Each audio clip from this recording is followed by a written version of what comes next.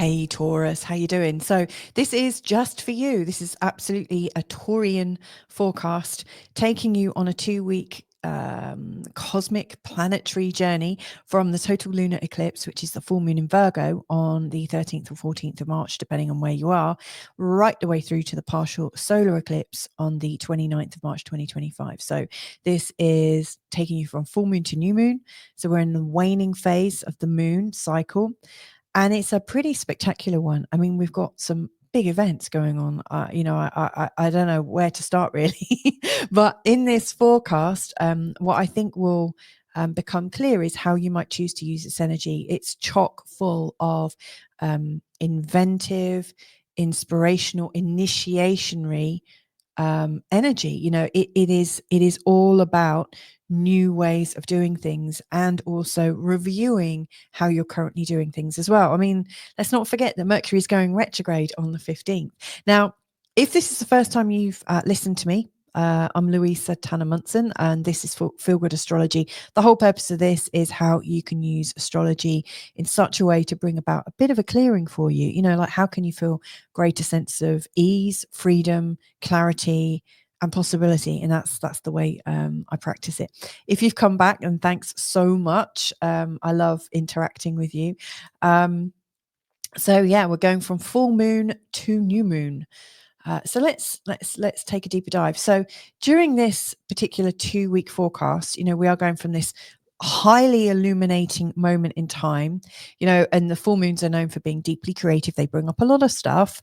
I'm recording this as we are coming up to the full moon, and I'm already feeling full moony. I have to say, my husband would definitely agree with you.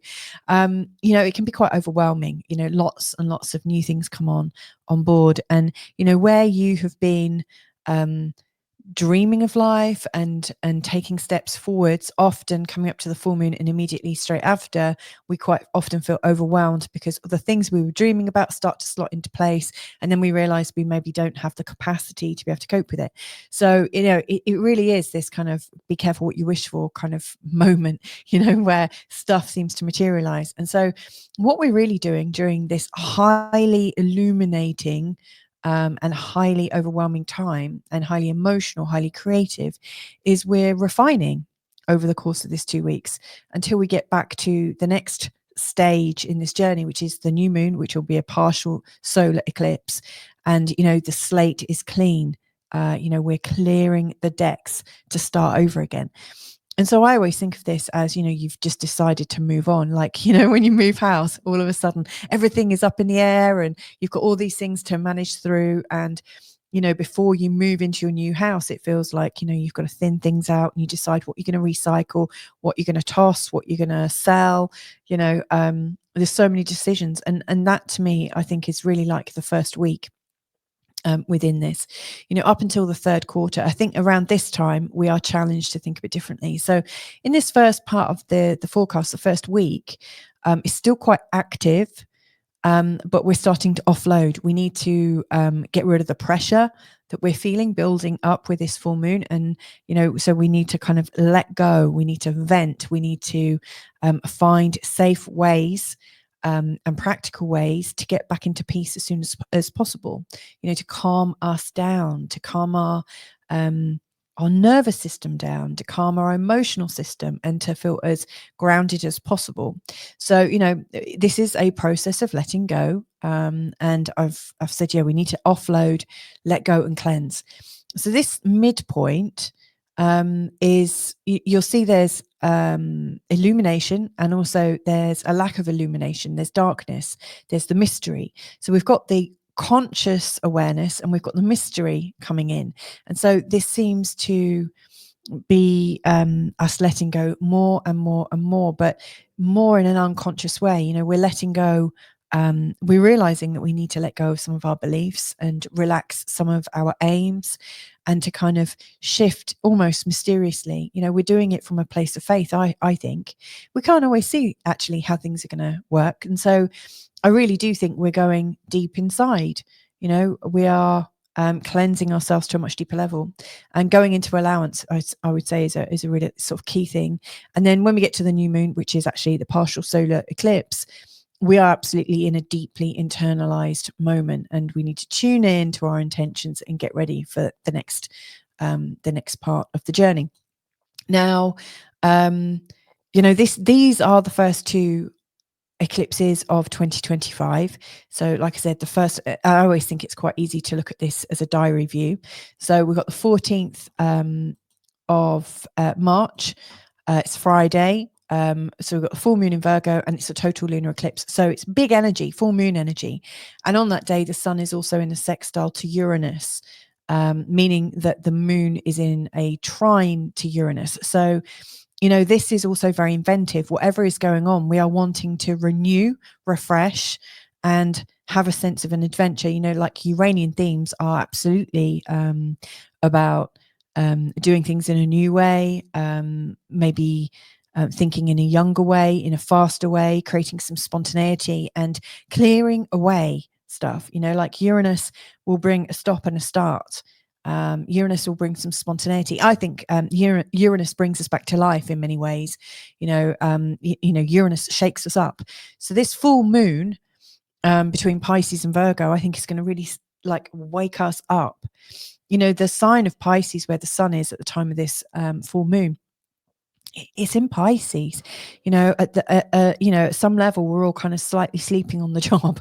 We're in this kind of dreamy place, not quite sure where we are. Venus is also retrograde, so it is a place where we're quite unsure, and kind of trying to feel into peace as quickly as possible. But the Virgo full moon is absolutely grabbing our attention and wanting us to take practical action and to safeguard our health, safety. We're wanting to feel mentally okay. The sign of Virgo, especially when the moon is in Virgo, we tend to worry quite a lot. I mean, it's a very mental moon sign to be in. Virgo is ruled by Mercury, which goes retrograde the very next day. So Mercury is pretty much at a standstill at the time of this full moon. So, our thinking capacity is not the greatest, and our emotions are absolutely really ramped up. So this is a pretty big moment in time. And sort of astrologically, when we're looking around the world at world events, at weather events, and also personal events, most people notice that the biggest shifts that go on in life are the ones that occur in particular around the time of the equinoxes. So whatever is building up to this, it's important to recognize it as a marker in your year ahead. It's a marker to represent, like where you've come so far, and if you are still actually on the right path. Do you need to adapt it? Do you need to shift it? Most likely you do, because I think we all do right now. And so, yeah, we've got it's pretty crazy. And where it's leading us to, the new moon in Aries, right at the end of March, we'll be into the new astrological year then. That actually starts on the 20th, midway through. But, the new moon is all about the initiation, the new beginning. This is a new beginning par excellence. It's a very big new moon straight after the equinox, the astrological new year, in the sign of Aries. Aries is the first sign of the zodiac, and there's a lot going on in Aries. If you've been following astrology, you'll know that Neptune's going to come into Aries and back out of it, and go back in again within a calendar year from now. We've also got Saturn that is going to do the same. We've got by this time we'll have Mercury and Venus going retrograde through Aries. So this new moon in Aries, incidentally, which is an eclipse, it's at the same point that Mercury and Venus have gone retrograde. So there's a lot of stuff resting in this Aries energy, and everything that Aries, which is ruled by Mars, is standing for is going to get an absolute boost.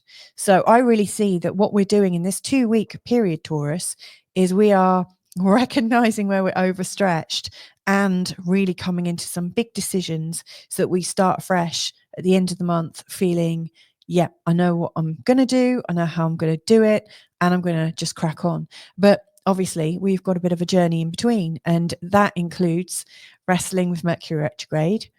We've also got the sun going into a conjunction with the North Node. That's That's interesting. The sun is about us, our ego, our personality. In the conjunction with the North Node, it's very much about how are we aligning to our direction? Are we on track? We've then got the sun in a conjunction with Neptune. That's the Cazimi. Now, the sun is making a Cazimi to Neptune. We'll be doing it to Venus on the 23rd and also to Mercury on the 24th. And then, the biggest Cazimi of all will actually be the new moon, which is an eclipse. So that's 1, 2, 3, 4, plus a conjunction with the North Node. Now, it's already done Saturn in the last 2-week period. Now, leading up to the Cazimis are these wonderful moments where we get this kind of sudden burst of the energy that is in the Cazimi. So, for instance, Neptune is all about spirituality and creativity, and it's very artistic. It's very loving. It can be sexual. It can really represent a higher love. It can also represent us getting completely off our faces as well, because it's very much about the dream and the veil, and we can use this energy to its highest or absolutely to its most debauched energies. It's entirely up to us how we do it, but it can be very deeply sacred. But the Cazimi is like a flash in the pan. It just happens right at that moment where the sun is in the heart, or when Neptune is in the heart of the sun. That's what Cazimi means, in the heart of. But leading up to it, like Neptune will be sort of in the scope of, in the surroundings of the sun. It's known as being under the beams. It's weakened during that time.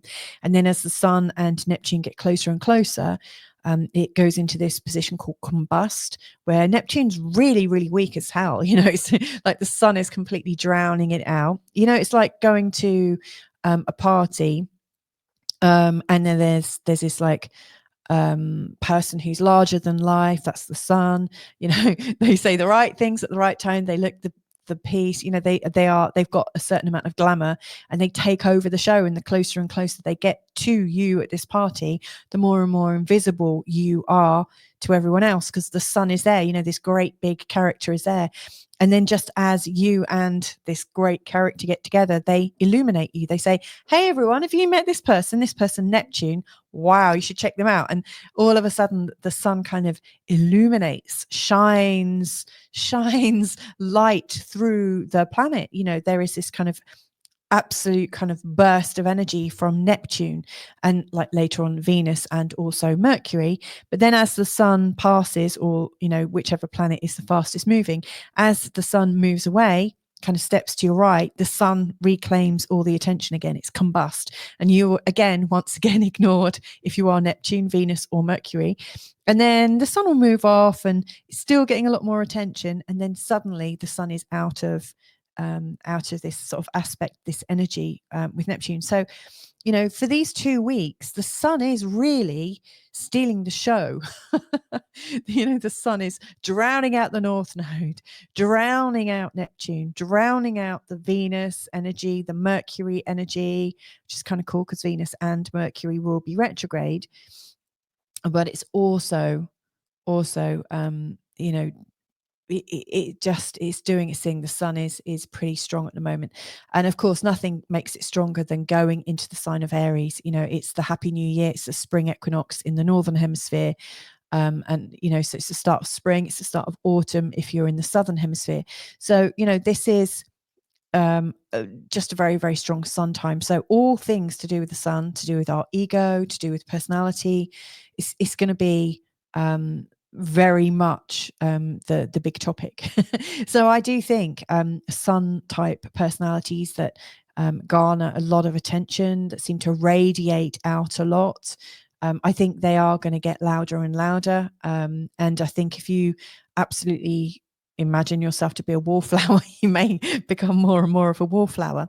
But these rare little moments in time when the sun makes a conjunction to Neptune, Venus and Mercury, all of a sudden those planets become super strong, and it's a moment to absolutely enjoy the energy, and to make the most of it, and to oh wow, yeah, I mean, it's it's just taking us to a whole new scope of experience. It's really giving you the opportunity to it's giving you a new tool to use in this 2 weeks period of time. Now, there are some other aspects going on. Mars square Chiron's pretty big, and Venus in a conjunction with Neptune is really beautiful.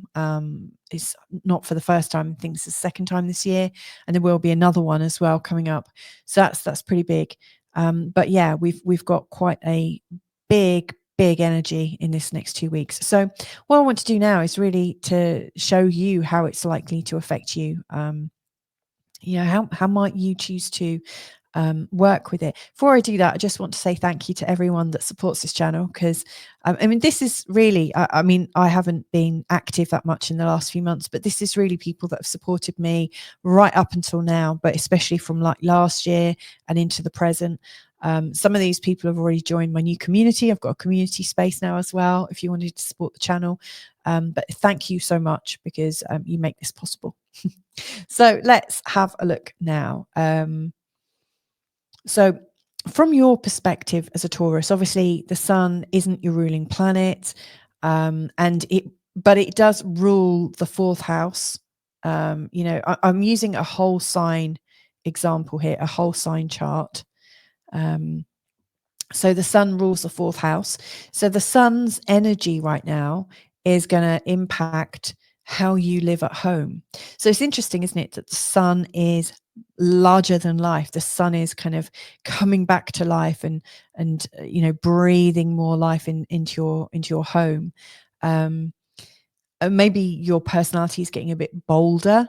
In this, who knows? But right now, the sun, which rules your home, is coming through this, this part of your chart here. It's in the last legs of, so you could say for the first week, because actually I've put in 3 charts here. I've got almost all of the first week, the remainder of its time in Pisces, where it's really activating your 11th house, which is very much about friendships and people that are in your life, not necessarily your closest people, but friends of friends and networks and people that you might be ideologically matched with, anything that you're co-creating, for instance. And then from the 20th, when we go into the sign of Aries, I've done another chart for there to give you a sense of where everything's going. And then the final chart I've put up is actually on the new moon in Aries, the partial lunar eclipse, partial solar eclipse at 9 degrees in the sign of Aries. So you can see how the planets are moving. There's this sort of big energy here. Now, where this energy is moving to, it's, from the lunar eclipse in Virgo, which is really highlighting, and I mentioned this in the last forecast, it's really highlighting everything that's bringing you joy, but more from a selfish perspective, where you're bringing joy to yourself versus the joy that you can have with other people. And I think that's one of the, one of the things that you're starting this whole 2-week period with is, this sense of, actually, I want to be a bit selfish. I want to enjoy life in my own way. And everyone else seems to be just coming in and telling me how I can do it better, what I should be doing, that I should be hanging out with them, and so on and so forth. So it can be a little bit debilitating, when you've got people telling you what feels good, and yet you actually know what feels good. You know what is lifting you up. So that's kind of the offshoot of how you're coming into this week. But really, from the new year, you've got the sun, and you've got Venus and Mercury, both of which will be going retrograde. But you've got these 3 and also Chiron in the sign of Aries, in this very, very private part of your chart, very much associated with your unconscious mind, how you might reprogram your mind, your hidden vulnerabilities, how you might relax and kind of hibernate a little bit. This is classic Taurus hibernation time, and you will be coming out of it as we go into the Taurus season at the end of April, or like 3 weeks into April. So, this is coming to a time when you actually want to quieten down a little bit, and just kind of gather yourself and know what resources you've got, and kind of get ready. To me, it feels like a time where we might be preparing. You know what I think of? This whole cycle of the sun going through the chart. I always think as the sun comes here is a little bit like on a Sunday night. And I'm just relating myself to like my school days. I used to feel like the week started when I went to school on a Monday. And I would think that, we kind of get to here and we've got the weekend and we start having fun. And isn't that interesting that I said I had started having fun at the weekend and not during school? But, we go through everything, we do all the family bits. And then right at the end of Sunday, we're neatening things up, having a rest, polishing our shoes, making sure our uniform's ready, getting ready with a packed lunch, but kind of really tending to yourself. And that's what I really think is happening. The sun is coming in here and it's giving you a good month to tend to yourself, to get clearer about what you need to be able to go out to school again or get on with your life for this next kind of year. So, out of a whole year, I think 1 month of kind of downtime is quite appropriate, but it's not really downtime. I mean, the 12th house really shows us what's going on in our unconscious minds, and what might pop up, some of these persistent thought patterns, some of your spiritual concerns. I see this part of the chart as being a place of unraveling, where you get a clearer sense of what's playing into whatever psychosis is going on that particular day. I mean, we all have these patterns, don't we? So I guess, in this first week, if I was in your shoes, here's how I might choose to use the energy. So the 14th to the 17th, the moon is in it is in Libra. It's quite a good day for pottering and getting things done, being quite organized. Remember, it's the first bit of this waning period where we're still quite active and we're thinning things out, we're tidying things up. So I think that's quite helpful. When it goes into Scorpio, it's going to be here. The moon's going to be going through your 7th house, which is a great time to focus on your partners and, who's coming up, who's showing themselves. And during that time, the sun is making a conjunction to the North Node. So we might really want to spend time with people that we know we're on a journey with. It could be a good time to show appreciation for them. It's also a good time to ask them, what do you see as being my main pattern in life? What am I here to do? Really allow yourself to have any kind of healing conversations that reiterate why you're here. And then on the 19th, when the moon goes into the sign of Sagittarius, things can deepen a little bit. It's this part of your chart associated with the 8th house, which is a place of change and transformation. It's also a place of deep questioning, where we might need to discover how we're sharing things with other people and what might happen with that. During that time, the sun makes a conjunction with Neptune. So I do think boundary issues and issues around guilt, shame, blame, and anger, where we feel interconnected with people through our emotions and through past events, but not necessarily in a healing way. So I do think things might unravel immediately before this Happy New Year as we start the astrological new year on the 20th, which I think happens when the moon is in the sign of Sagittarius. So we get this Happy New Year. We go into the the sun is now in the sign of Aries. And finishes off its time in the sign of Sagittarius. Then it goes into the sign of Capricorn, and it's going to be there until the 24th. So that's from the 22nd to the 24th. And during that time, the moon is in quite a free and liberated and expansive and responsive position. The 9th house is all about your feelings of freedom, that sense of adventure, that sense of expansion, and how you might want to connect slightly differently with people. So I see this as helpful. The moon going through Capricorn isn't necessarily known as a big expansion time from all perspectives. It can be quite reserved. However, when I'm looking at placements and how it's placed in your chart, I think it's creating a sense of reserved anticipation for some adventure, and then it's going to go into this point here, right at the top of your chart, the moon's going to go into Aquarius. It will make a conjunction with Pluto, and that's going to activate a lot of things because the moon's going to be connected to the South Node in this really fast flowing and beautiful grand trine. So it's Pluto, Uranus, and the South Node, old patterns from the past that need transforming, that need that sense of freedom and release. Boom, you're going to be working on that, I would say, around the 24th. And during this time, the 23rd to the 24th, this is when the sun is in a conjunction with Venus, the Venus Cazimi. You've got the date if you have a look a couple of slides back, but that's on the 23rd. I'm going to be doing a webinar kind of workshop. Actually, I'll have done it by the time this is released. Ignore that. You should hear about a workshop that I've done, which you can choose to view if you want. I'll give you details at the end of this. But yeah, Venus Cazimi is quite an interesting one. I should have done a part 2 to my Venus retrograde video. I'm releasing it around the 20th, so that should have some useful information for you. And then on the 24th, obviously the sun's going to be in a Cazimi with Mercury. Again, this is happening in a very private part of your chart where deep personal change, mental, psychic and spiritual change is going on. And then finally, the moon goes into the sign of Pisces on the 26th. Now, the moon in Pisces is really quite expanded and intuitive and very, very gentle, very delicate. The moon's very delicate here. And of course, by this point, the moon has almost disappeared. We are absolutely right in the waning phase. In fact, we're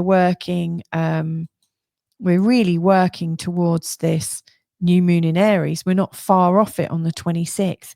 And on the 26th, when the moon's in such a delicate place, we've got Mars in a square to Chiron. So, Mars is here in a square to Chiron.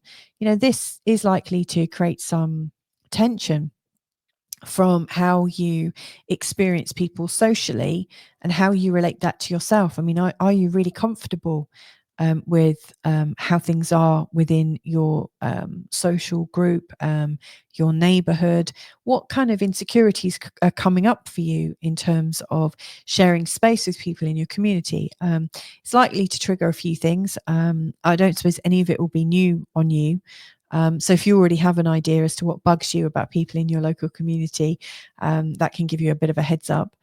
But then really, as we're coming into this new moon in Aries, we've got this lovely, Venus by this point has retrograded into Pisces on the 27th. She makes a lovely conjunction with Neptune, which is beautiful, creative, unconditionally loving. It's a real sort of deep divinity kind of energy. Meanwhile, the moon is already in Aries, or is just going into Aries, and then we come up to the new moon. So, I really do see that the moon during this period is moving mainly in this part of the chart, which I always see as being a lot more externalized. I always think there's a lot going on down here. Very much about, in particular in here, it's very much about ourselves and how we do our own process.